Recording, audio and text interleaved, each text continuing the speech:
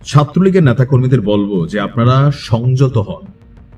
এই ওয়েতে আপনারা কখনোই আপনাদের যে হারানো জায়গা সেটা ফিরে পাবেন না।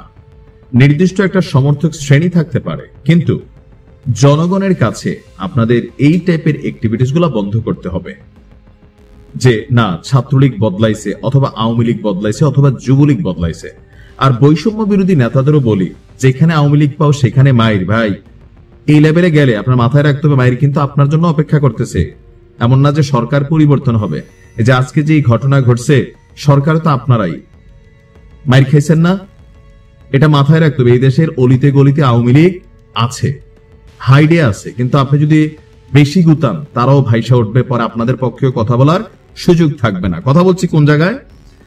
রাজধানীর উত্তরায় বৈষম্য বিরোধী ছাত্রদের উপর ছাত্রলীগের আজকে সশস্ত্র হামলার ঘটনা ঘটেছে, আর এতে 6 জন গুরুতর আহত হয়ে হাসপাতালে চিকিৎসা নিচ্ছে। আপনার রাত 11টার দিকে, গতকালকে রাত 11টার দিকে 18 নম্বর সেক্টরের কেন্দ্রীয় খেলার মাঠ সংলগ্ন সড়কে এই ঘটনাটি ঘটেছে। মোবাইল ফোনে ধারণ করা ফুটেজে দেখা যায় একদল লোক দেশীয় অস্ত্র নিয়ে কয়েকজনকে বেধড়ক পেটাচ্ছে।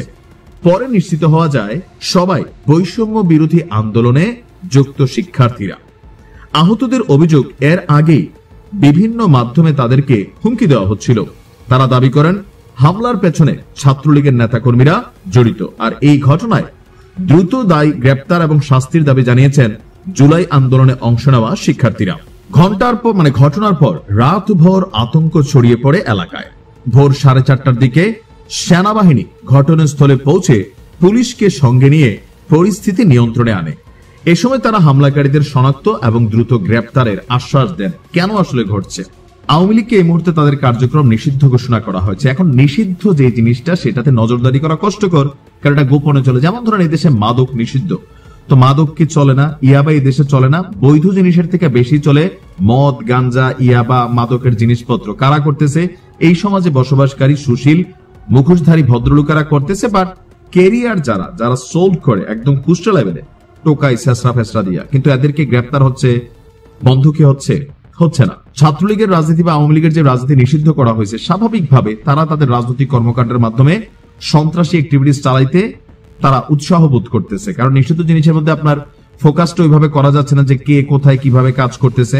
আর এখন যে ঘটনা ঘটছে, এটা হচ্ছে নিউ ইয়র্কে যে ঘটনা ঘটছে, সেই ঘটনার প্রেক্ষিতে বাংলাদেশে যে ঘটনা ঘটলো, এর ঘটনার পাল্টা প্রেক্ষিতে সোশ্যাল মিডিয়াতে বিভিন্ন রকম হুমকি ধামকি, যেখানে আওয়ামী লীগ সেখানে মাইক, বা বৈষম্য বিরোধীরা যেভাবে বক্তব্য দিচ্ছেন বিভিন্ন জায়গায়, দেখেন এগুলা কিন্তু ভাইব ক্রিয়েট করে, আর এই ভাইব থেকে সহিংসতা ছড়ায়।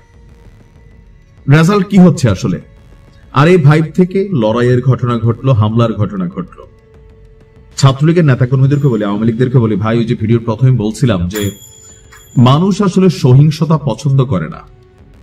গত 17 বছর যে পজিটিভ বা নেগেটিভ অংশগুলো আপনারা তৈরি করছেন, যেটা পজিটিভ সেটা মানুষ পজিটিভই বলছে, সরকার কিন্তু মুখ আটকে রাখতে পারতেছে না। যেটা নেগেটিভ সেটা কিন্তু নেগেটিভই বলতেছে। আর জুম্মায় 8 দিন হয় নাই, এরা বলতেছে বলুক না, আপনি বাস্তবতার সময় হলে আপনি কথা বলবেন। কিন্তু এখন কি যে সশস্ত্র হামলা, আবার এই হামলাগুলোর পিছনে আরো অনেক বিষয় থাকে, যে পার্সোনাল কোন একটা ঝামেলা নিয়ে ঘটনা হয়েছে, এখন কোনো কিছু হইলে ছাত্রলীগ বইলা চালাই দাও,